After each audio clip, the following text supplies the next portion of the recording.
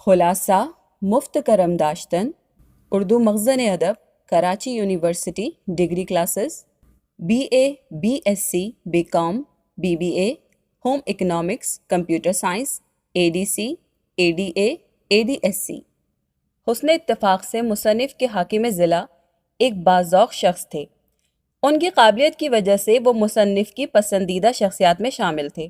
مصنف ان سے ملنا چاہتے تھے مگر ان کے اعلیٰ عہدے کی وجہ سے تعلقات بڑھانے میں پہل نہیں کرتے تھے۔ ایک دن حاکم ضلع نے خود مصنف کو خط لکھ بھیجا کہ وہ ان سے ملنا چاہتے ہیں اور مصنف کو اپنے بنگلے پر آنے کی دعوت دی۔ مصنف پریشان ہو گئے کہ کیا جواب دیں۔ دوستوں نے کہا کہ وہاں جانا سراسر تمہاری شان کے خلاف ہے، وہ خود بھی تو آ سکتے تھے تم سے ملنے تمہارے گھر، لیکن وہ خود کو بڑا سمجھتے ہیں اس لیے تمہیں اپنے گھر بلایا ہے، کیونکہ ان افسروں کو اپنی افسری کا بہت غرور ہوتا ہے۔ مصنف کو دوستوں کی بات تہذیب کے خلاف لگی اور انہوں نے سوچا کہ یہ بات درست ہے کہ اگر حاکم ضلع خود میرے گھر تشریف لاتے تو ان کی شان کم نہیں ہو جاتی، مگر وہ افسر ہیں اور میں ایک معمولی مضمون نگار۔ جب میرے اندر ایک معمولی انسان ہو کر اتنی اکڑ ہے تو وہ تو پھر حاکم ضلع ہے، اس کا غرور تو پھر جائز ہے۔ اور ویسے بھی اگر وہ میرے گھر تشریف لاتے تو میرے یہاں تو کوئی ڈھنگ کی چیز بھی نہیں جو کسی خاص مہمان کو بلایا جائے، اور میں اتنی خاص مہمانداری کا خرچہ اٹھانے کے قابل بھی نہیں۔ اس لیے اپنی خستہ حالی اور تنگ دستی کا سوچ کر مصنف نے حاکم ضلع کی دعوت قبول کر لی اور ان کے گھر دعوت پہ چلے گئے۔ یہ ایک ذاتی ملاقات تھی، اس لیے مصنف نے اس بات کو زیادہ اہمیت نہ دی اور کسی سے اس بات کا ذکر کرنا بھی ضروری نہ سمجھا، لیکن پھر بھی یہ خبر پھیل گئی اور لوگوں میں چرچے ہونے لگے کہ مصنف حاکم ضلع کے دوست ہیں اور حاکم ان کے مشورے کے بغیر کوئی کام نہیں کرتے۔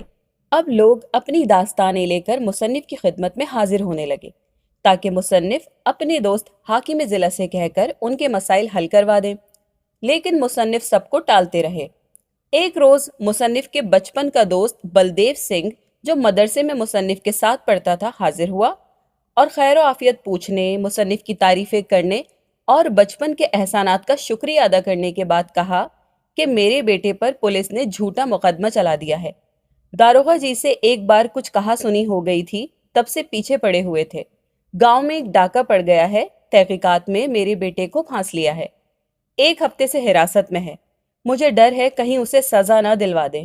میرے گھر میں سب بہت پریشان ہیں۔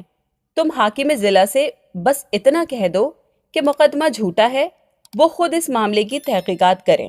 مصنف کے کئی اعتراضات کے باوجود بھی بلدیو نے مصنف کی بات نہ سنی اور بولا کہ تم حاکم ضلع سے بات کرو، آگے جو تقدیر میں لکھا ہوگا وہی ہوگا۔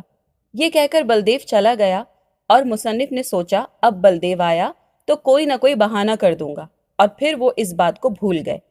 8ویں روز بلدیو اپنے بیٹے کو لے کر آیا اور کہا میرا بیٹا بری ہو گیا ہے، بلکہ داروغہ کو بھی خوب ڈانٹ پڑی جھوٹا مقدمہ بنانے پر، اور یہ سب صرف تمہاری وجہ سے ہوا ہے۔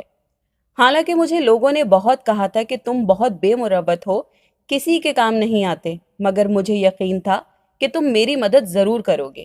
یہ کہہ کر بلدیو نے اپنے بیٹے کو اشارہ کیا اور وہ باہر سے ڈھیر سارا سامان اٹھا کر لایا۔ یہ دیہاتی سوغاتیں تھیں جو وہ مصنف کے لیے لائے تھے۔ مصنف نے بہت کہا کہ اس کی کوئی ضرورت نہیں، مگر مصنف کی یہ کہنے کی ہمت نہ ہوئی کہ وہ تو حاکم ضلع کے پاس گئے ہی نہیں، جو ہوا وہ خود بخود ہوا۔ لیکن پھر مفت کا احسان چھوڑنا مصنف کی طبیعت نے گوارا نہ کیا اور مصنف نے سوچا مفت کرم داشتن یعنی مفت ہاتھ آئے تو برا کیا ہے۔